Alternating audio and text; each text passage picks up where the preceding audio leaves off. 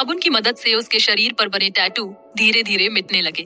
अवनी ने खुद को गर्म पानी में भिगोया और अपनी आंखें थोड़ी देर के लिए बंद की।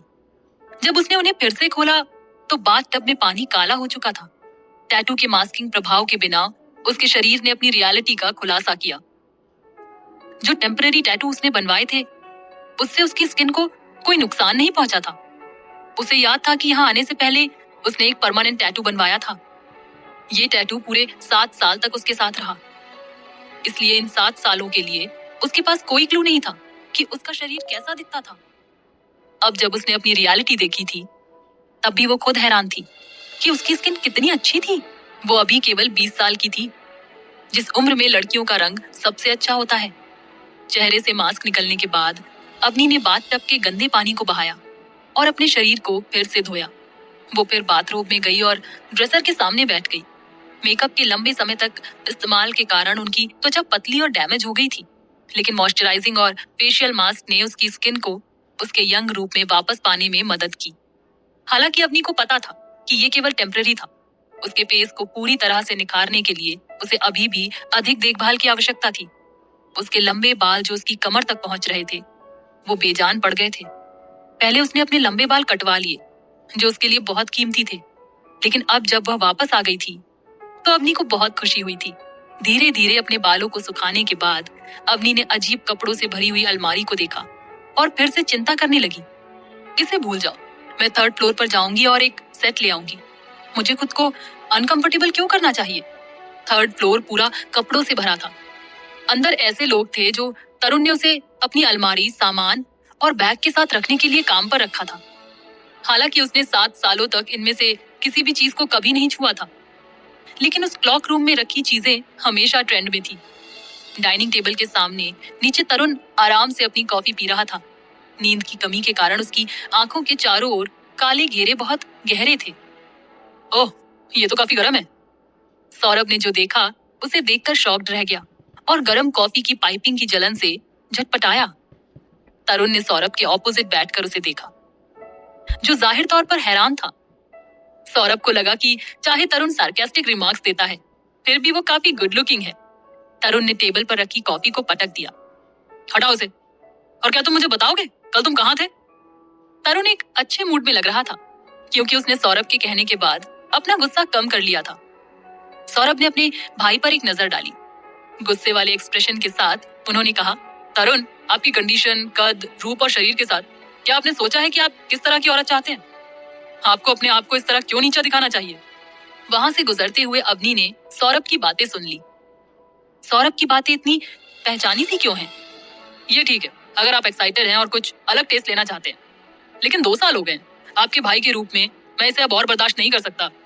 सौरभ अपने भाई से ही बातें कर रहा था जब तरुण ने अचानक अपना सिर थोड़ा झुका लिया और अपनी नजरें सीढ़ियों की तरफ की। सौरभ ने बहुत ही चालाकी से तरुण की निगाहों का पीछा किया। तुरंत उसकी आंखें चमक से खुल गईं। वो एक लड़की को ऊपर खड़ा देख सकता था। सफेद ड्रेस में एक लड़की, पतले शरीर के साथ उसकी कमर तक लंबे बाल थे। उसके होठ पीच जैसे थे। उसकी सुंदरता इस दुनिया से बाहर थी। इस रोशनी से तरुण भी बच ना पाया। जब तक अपनी डाइनिंग टेबल पर नहीं चली गई तब तक सौरभ उसे चुपचाप देखता रहा था। अवनी ने डाइनिंग टेबल को स्कैन किया। आमतौर पर वो हमेशा तरुण से दूर सीट पर बैठी रहती थी। इस बार उसने ध्यान से सोचा और उसके बगल वाली सीट ले ली। ये देखते हुए लड़की वास्तव में उसके पास बैठी थी। तरुण ने उसे अपनी आंखों में एक चमक के साथ देखा। आप जितनी कम बातें करेंगे उतनी कम गलतियां करेंगे। ये रूल फॉलो करते हुए अवनी बैठ गई और बहुत ही सहजता से खाने लगी। वो जब से जागी थी तभी से सिर्फ लोगों को घूरते हुए ही देख रही थी। वो भी अपने सडन ट्रांसफॉर्मेशन के साथ काफी अनकंफर्टेबल थी। वो सोचती थी कि तरुण इसके बारे में क्या सोचता है। उसने सोचा कि वैसे भी तरुण को उसके अपीयरेंस से कोई फर्क नहीं पड़ता था, तो क्यों ना वो डॉल की तरह रेडी होकर खुद में अच्छा फील कराए। अवनी ने खुद सोचा और आराम से अपने ओट्स को खा लिया। अचानक एक उंगली उसके चेहरे पर पहुंच गई। अवनी ने सांस भरी और उसका पूरा शरीर अकड़ गया। फिर उस उंगली से उसने बालों को पकड़ा जो लगभग ओट्स में गिर गया था और उसके कान के पीछे किया। तरुण ने उसके बालों को अरेंज किया और चेयर पर सपोर्ट लगाकर बैठ गया। उसने अपनी आंखों को हिलाए बिना अपने हाथ हटाए और धीरे धीरे जोश भरी निगाहों से अवनी के एक्सप्रेशंस और स्किन को देखने लगा। अवनी ने राहत की सांस ली और जल्दी से अपने बालों को पकड़ने के लिए एक हाथ का इस्तेमाल किया और फिर से गिरने से रोका।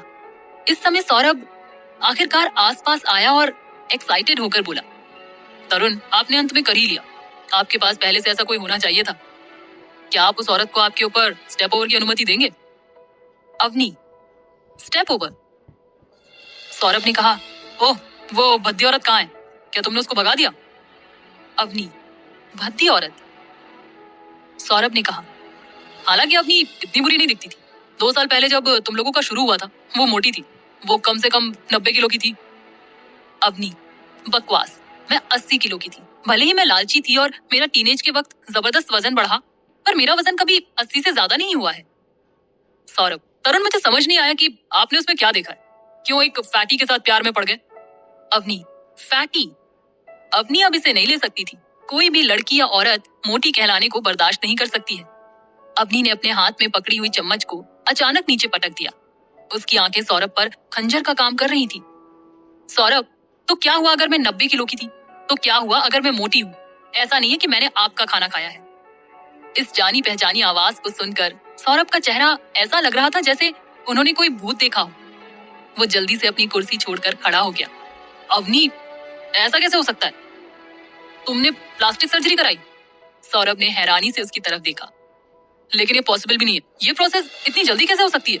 वो तब भी डरावनी लग रही थी जब उसने आखिरी बार उसे कुछ दिन पहले देखा था। अवनी को गुस्सा आ गया। वो तुम हो जो प्लास्टिक सर्जरी के लिए गए थे। मैं हमेशा ऐसी दिखती थी। इसके अलावा मुझे क्लियरली बताएं कि मैं मोटी कैसे हूँ?